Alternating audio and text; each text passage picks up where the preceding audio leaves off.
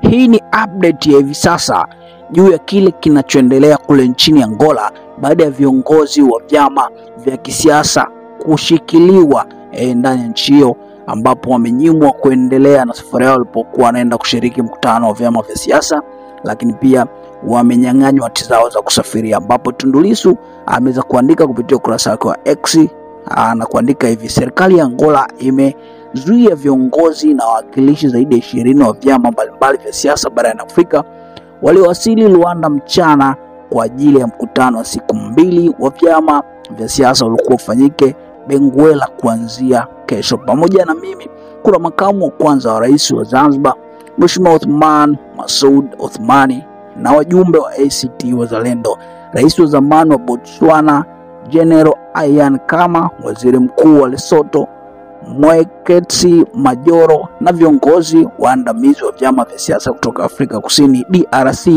Eswatini, Kenya, Malawi, Marekani, Msumbiji, Namibia, Sudani, Tanzania, Uganda na Ujerumani. Viongozi hawa wote wamezuiliwa katika uwanja wa ndege wa kimataifa wa Dr. Antonio Agostinho Neto tangu tulipowasili majira saa 9 mchana. Hati zetu za kusafiria pamoja na mizigo yetu imechukuliwa na maafisa wa uhamiaji na hadi sasa hatujapatiwa huduma yoyote wala kuambiwa kwa nini tumezuiliwa. Kwetu sisi Watanzania, wananchi wa Angola ni ndugu zetu na Angola ni nchi rafiki.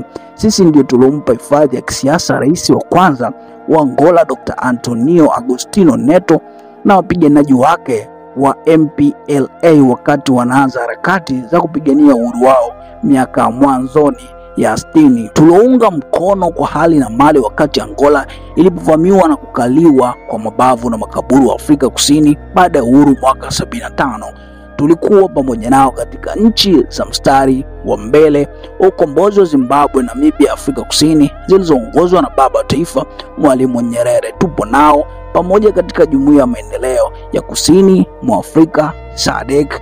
Kwa sababu ya kuwa pamoja kwenye SADC, sisi wa Tanzania hatuhitaji visa ili kuingia Angola. Mkutano tulioalikwa kuhudhuria hapa Angola ni mkutano halali kwa mujibu wa sheria za Angola. Kitendo cha serikali ya Angola kutuzuia kuingia Angola hakieleweki wala hakikubaliki. Ni kitendo kinachodhihirisha kile ambacho wengi tulikuwa tunakihisi, kwamba serikali ya nchi hii inatawala kiimla huku ikijifanya kuwa Angola ni nchi ya kidemokrasia. Hayo ameandika Tundu Lissu juu ya kuendelea kujulisha umma kile ambacho kinaendelea kule nchini Angola, ambapo wao mpaka sasa bado wako kule wakiwa hawaruhusiwi kuingia ndani ya nchi zaidi, lakini pia wakidai kwamba hati zao za kusafiria zimeshikiliwa na maafisa wa nchi hiyo. Lakini Chama cha Demokrasia na Maendeleo Chadema dakika hizi chache kimeposti taarifa kupitia ukurasa wake official kabisa wa X na kuandika taarifa kwa umma. Mwenyekiti wa Chama cha Demokrasia na Maendeleo Mheshimiwa Tundu Antipas Lissu na viongozi wengine wa upinzani kutoka Tanzania, Kenya na Uganda baada ya kuzuiliwa kuingia nchini Angola kuhudhuria mkutano wa jukwaa la kidemokrasia nchini humo bila maelezo yoyote ya msingi. Tunapenda kuutaarifu umma wa Tanzania kwamba Mheshimiwa Lissu bado yupo jijini Luanda akisubiri taratibu za kusafiri kurudi nchini Tanzania kukamilika, ambapo mpaka sasa bado hawajaachiliwa, yani